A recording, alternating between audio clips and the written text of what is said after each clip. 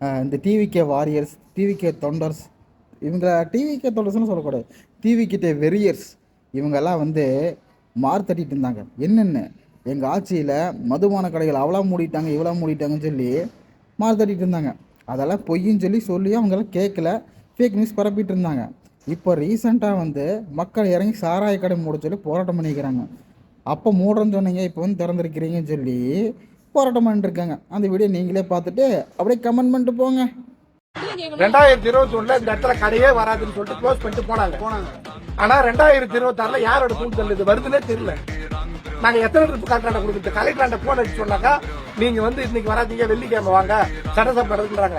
சட்டசபையில இந்த ஏரியாவுடைய எம்எல்ஏ இன்னைக்கு எழுந்து சொல்றாரு, முன்னாள் அமைச்சர், இது மாதிரிலாம் இருக்குது, இந்த ஊருக்கு தேவையில்ல, திண்டிவனத்துல இருந்து 3 கிலோமீட்டர் இருக்குது, இங்க இருந்து 3 கிலோமீட்டர்ல ஒயின் ஷாப் 2 இருக்குது, இங்க இருந்து பக்கத்துல காட்டியது சுத்தி ஒயின் ஷாப், இந்த ஊரையா இது மாதிரி பண்றீங்கன்றது எல்லாரும் சொல்றாங்க.